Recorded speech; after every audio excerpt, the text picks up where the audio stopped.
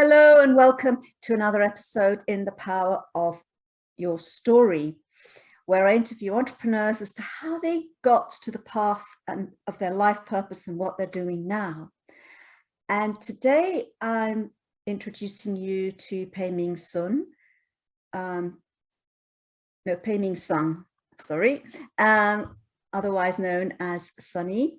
And this is fascinating. I think it's going to be a fascinating story because Sunny's got a lot of story, from molecular biologist to helping women in their midlife. And she calls herself a DNA, a Sunny DNA strategist, which we'll come to in a minute and find out what that means. I guess it's a great convergence of all her skills.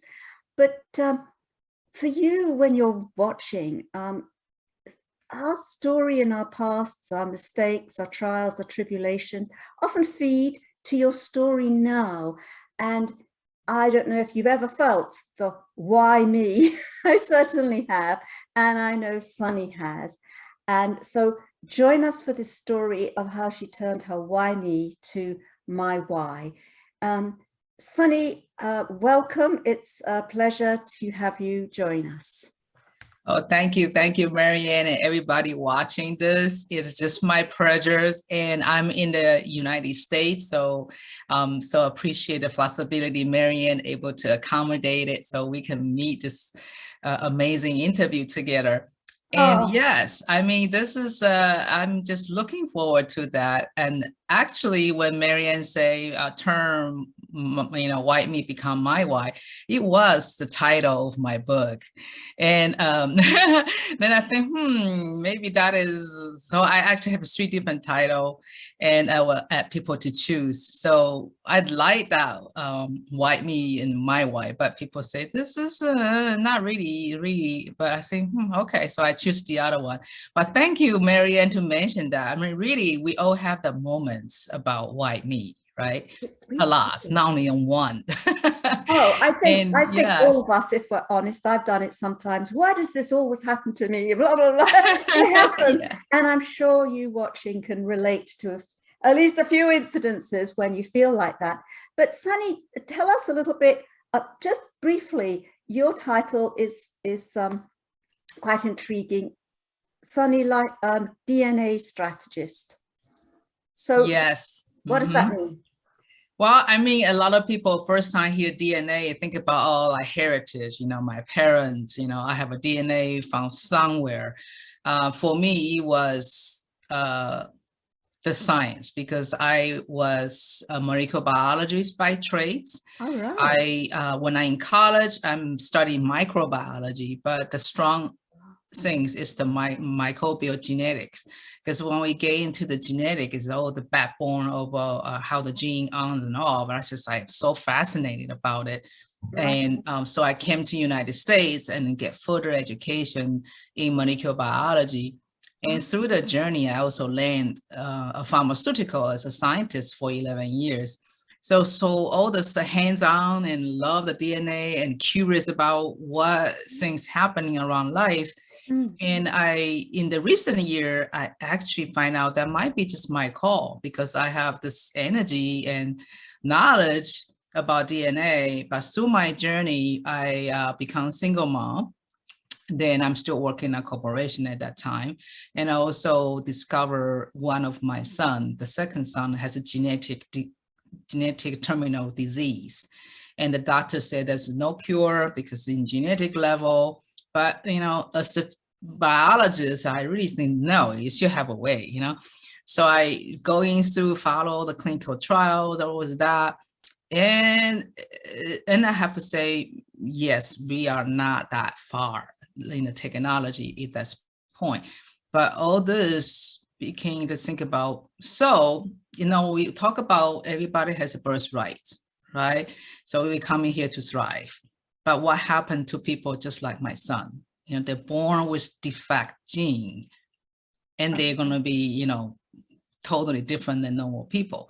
Yeah. So I become deeper and say, Okay, so everybody has birthright. And what happened to people coming with not perfect genes, right? So then I actually find out the DNA is not only just our genetic code, they actually manage everything. And think about, we have a trillion cells, right? So if the DNA inside of a cell have some malfunctions or they cannot divide it, they become aging too early, then that's how we have a symptom outside. And the current science, we all know actually DNA is a lot of hypotheses relate to our aging, relate to our mood, relate to our attitude, and relate to what we eat. So it's become a powerful thing. Other than just the science, it's become related to life. Yes. Then I figured out, well, actually, based on the knowledge I know about DNA of my life situation, to deal with it with the right the attitude and turn the white meat become my why.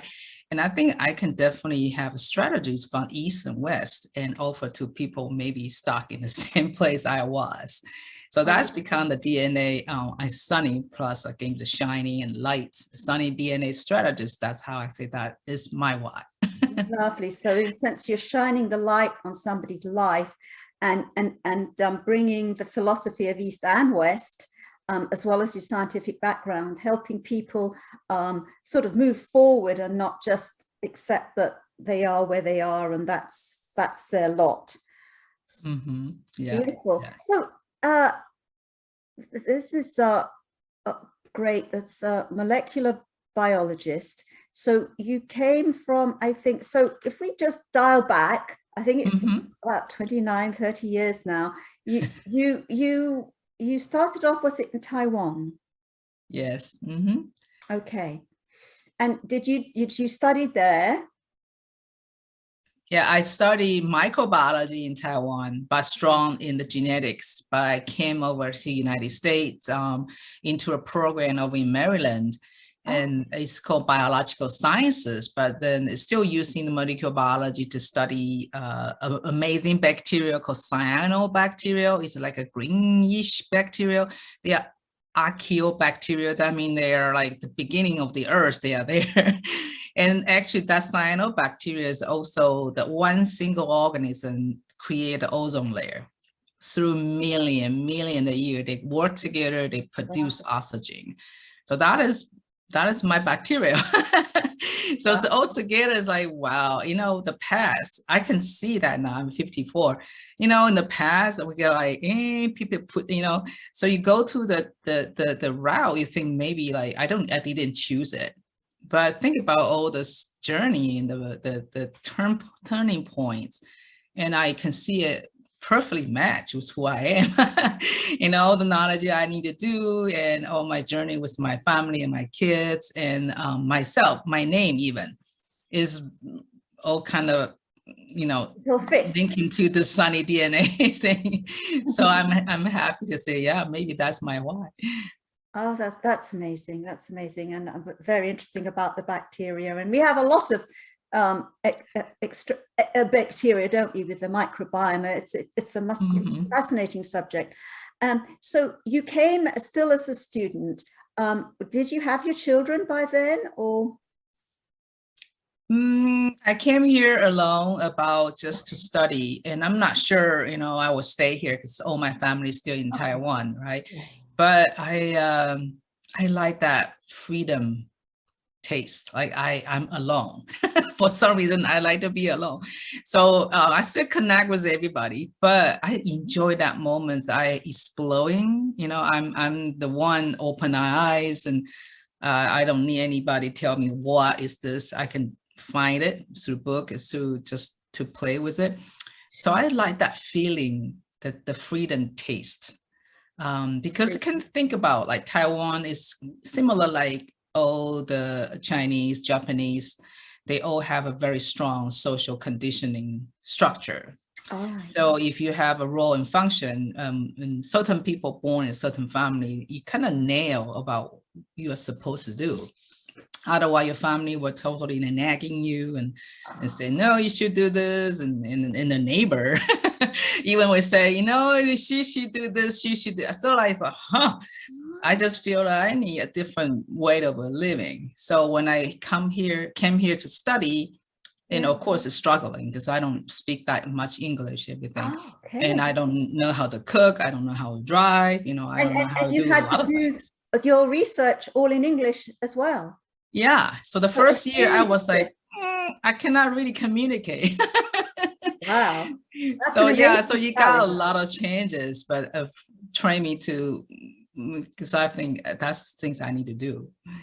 So you did your training and you got this taste of freedom, which was very different to the society and the structure of your family, where, in a sense, I think you said everybody had their roles and expectations. So you return then to Taiwan, and I guess it must feel different having tasted what freedom sense felt like to you. Yes, yes. So how did that feel, and what brought you back to the US? Well, you know, at the end of my study, my parents definitely want me to go PhD. I said, well, you know, we go ahead to go the highest, but I enjoyed life. I enjoy to interact with people, and working on a research project, it will be limited because you need to be very focused and you have to deal with data and bacteria other than the people. But eventually you need to deal with the people. You can publish your paper, you go to conferences, all that. But it's more But withdrawn, isn't it? You have to spend a lot of time on your own. yes, yeah. So I think I'd rather to just have family, you know, have the interaction with the kids and figure out life. But when I go back to Taiwan, I can start to see the cultural differences. And I think that's one of my superpower, actually. I can, excuse me, I can be sensitive about people thinking and how they become suffering or something like that. Because I can feel it, but I don't know in that young age. But now I'm 50, I think I'm more kind of understand now, like why people do certain thing, why people say certain thing, you know, become more aware about the choices. But I think if I have a choice still now, I want to be everywhere I want to go. Like people need me the most, I would like to be there. Other than, okay, I feel comfortable here. Comforts for me is indicated I need to do something different. So I'm always changing. Right. You're a So great I always leader. just like, okay, I feel comfortable now. That I might, man, let's do something new. So I always just going around to find something new, excite me. And that is relying I'm the fire archetypes in the ancient fire elements. So the fire person is usually very curious and they easy to be distracted. But the things that you like them is to do something fun and also transfer the energy to others. So I cannot change my my type, right? I'm just like that. So I think, yeah, I know myself better now. I'm just flow with who I am and do something I enjoy. And everybody's different, right? Everybody has special talents. And I lucky to find, maybe I find mine. But that's why I become a strategist, to people, like, let you know, if you are in the right track, congratulations. But if you feel like, you know, in the midlife particular, people got confused, you know what I'm here for, you know, why I'm still not successful, yes, or comparison for something, you feel like lost. And I have good news for them. No, you're not lost. You just need to figure out where you need to go. So that's a good start point, because you don't like what you're doing. That is exactly what I felt. I don't like what I'm doing. Then start to have journey. So that's why I want to be here. Just like, yeah, don't worry about it. Just have fun. Move on. Oh, that's a beautiful message to us all. Feeling stuck is very common when we're in midlife, and it can be uncomfortable, but it's often a sign to move on. It's not a real problem. And you felt the need to move on and have fun. So you were in Taiwan. Had you married by then and had children?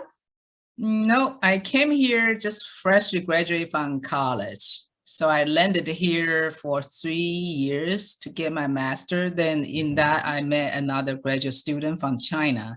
So Okay. that's how we married. But then pretty quick, I don't think we are the good fit, but we do have a family then. We have 2 kids together. Oh, And so I just decided we should have more of the space fun.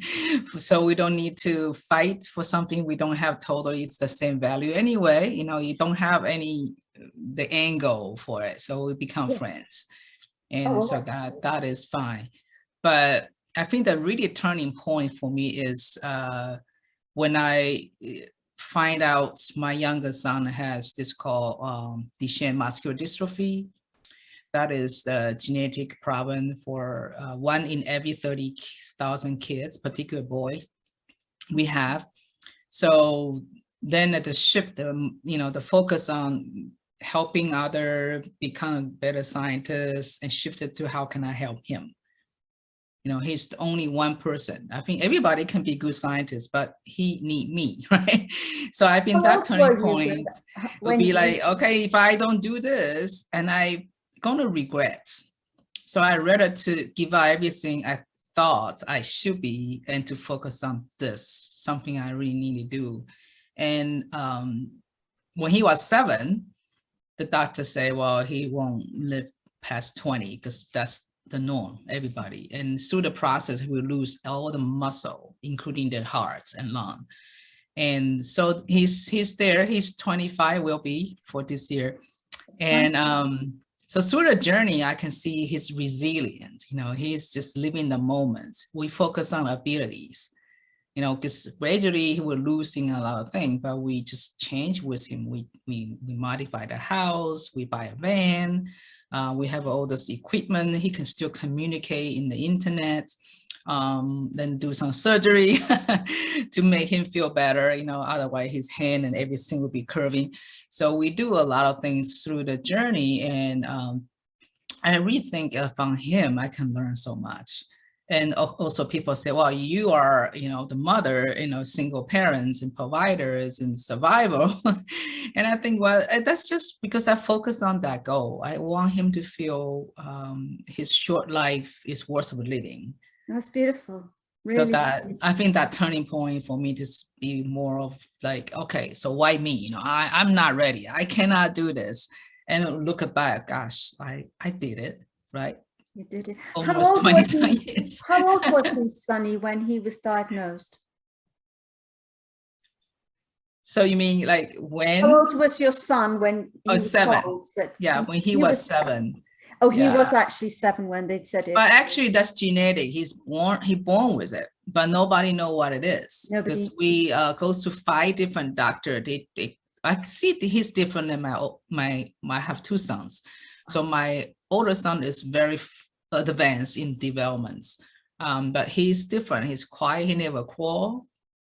He's a little chubby and just sit there, and he doesn't have a lot of emotions. So I don't know what caused that. So I pay more attention to him.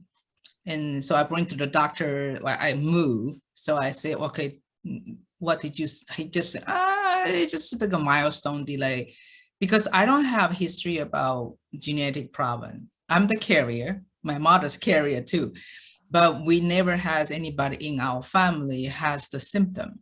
I see. Because that genetic is 50-50. But anyway, so I don't know what he has. And all the doctor look at all the history of our family. Nah, they didn't know what he has, right? Until I really have this instinct, I think he need to be checked differently. So I asked for a specialist in like the development specialist. He only see him 5 minutes. He know what he has. Wow. Is that differences? Yeah. Told you what to do. Wow. Wow. So before that, because now you're a DNA by sort of life strategist and helping people in their midlife. But before that, I think you were in a pharmaceutical role where you were working in pharmaceuticals. So you had very much a scientist's role. is it when you found out about your son that you decided to stop working there? What was the reason? Well, the main reason I need more time for him. Yeah. And working a very demanding job in the Okay. corporate America is not giving me that. No. And also because absence, I have to take him to surgery. I have to be home for a certain period of time. I bring work home, but you know, people still think you're not there. Yes. Now, when you're in a corporate America, you have this role and function, right? You have to wear certain hats. And so when I'm not there and the gossip starts, right? They would say, oh, she's taking advantage of the system and she's just not able to take care of those jobs and stuff like that. So I got to look whenever I have chance to, they just look at me like, you know, so I mentioned I can sense people's feeling, right? So I know what they're thinking. So I know like there is no hope for me to stay other than all the stress. And so I just took the package and left. In 2008, I just left, you know. And then what did you do? So that was a very brave step, because no matter how hard you had to work, it was still a steady job. So yes, you're right. Yeah, like, you know, that is another turning point I have. So, you know, for the I become, before I quit my job, I'm the real estate investor. So I bought some rentals. So I think, you know, I have money, I just use money to make money, so I can have some income to maintain my lifestyle. I was wrong, because that year is 2008. Everything crashed. Yeah. So but I have the income, I have the house. So I never lose money, but I didn't make any money either. So that means my money stuck in the house, and I can manage it, but then where's the income? Who, you know, how can put my food on my table, right? So that become what I can do. I love to cook. I say, yeah, maybe just go ahead and teach people how to cook. So from 2010 to 2013, I traveled to people's house and I shared them how to cook healthy Asian food, and all those 5 elements, and the balance, and the yin and yang, the taste, all the things I know for, you know, when I growing up. And people love it. And I have a good time, you know, I actually can go to people's house, a very tiny apartment to the mansion. So I went there like everywhere, I mingle with people, different levels, and I love it. Then I think, well, that's great, but not everybody really want to book me all the time. So still not that stable. And so I become crazy. I think that's why you know, the fire archetype coming in, just pushing, you know, running around crazy. So then I become a food truck driver. So I operate food trucks. Wow. And for 8 years. Make me a lot of money. Like a big lorry. Yes, I have this 24 feet of the food truck. Actually, it's a trailer. It's a trailer, and then I have the towing van. So together it's 52. Wow. 42 with the van and the trailer. And I run events, you know, I provide, people need to book me, and I make a lot of money, yes, but it's, again, I don't have time for myself and for my son. So now I look back, yeah, I got money, then no time. I got time, then no money. Then I have, again, a job, no time, but money. So then I say, stop. I need to find out what exactly I can have time and money. Yes. And feel good about I'm doing something because I have something to offer. So that is how I decide come to online. So I'm still thinking about, this is the place. It's not easy place, right? Because still everybody's online now. And but I think I have something special maybe anybody else might not have, is the way I can combine science and spirituality and life situation and the mental health all in the one place, because I can combine East and West, the strategies, and see my client or somebody who hire me what they really need. And I also become a tiny habit coach. So I know how to implement little behavior to their life, then change their life. Because I did change myself because the tiny habits strategy just, made that little changes, move a little bit every day, but you have that consistencies in there and they can make life differences. So I call myself Sunny DNA strategist because that journey. Do you ever look back and regret not being in a pharmaceutical company or a scientist like that? Yeah, I actually the time I wonder, right? I took the package and left. Can I survive with the same lifestyle? Now I know, no, I can't. But I don't think there's regret. It's kind of aware, I don't have that, but I appreciate I have this opportunity to see things differently. Because right now, is people say, how can I get healthy? I would say, go out and breathe, have fun. Other than say, this is the pill you can eat. You know what the difference is? Because you don't depend on the pill. Nobody can be healed by pill, but we can all heal ourselves. So I think I have this opportunity to understand this, and I practice. And so I lose a lot of weight. I lose a lot of negativity when I work there. And I don't have this power struggling every day like I used to have, because you always think, okay, who is in the meeting and how can I say, I cannot say this. I have to watch out, it's just like a lot of rules again. But when you're going out and you live in the life, you're supposed to, wow, that freedom is what I go after. Yes. And also it's given you the time to be with your son, and you said you've learned a lot of lessons from your son as well, of how to live in the moment. And what I love is that, as you say, we can heal ourselves, and there's this there is such a connection, isn't there, with the mind and the spirit, and ourselves. As you say, if we feel negative all the time, it affects our cells, doesn't it? So I think that's such a lovely combination. Yeah. So that's an awesome journey. Do you feel that you're on your life path now, your life purpose? I think I still collect pieces. I start to have this awakening, say, hey, I can do something totally different. And from that moment, I say, and what? So I, put the life, the background, the knowledge, the training, the experience, and my reading from books, and all put it together. And I think the missing piece is still there, because nobody's perfect, right? We always try to get better.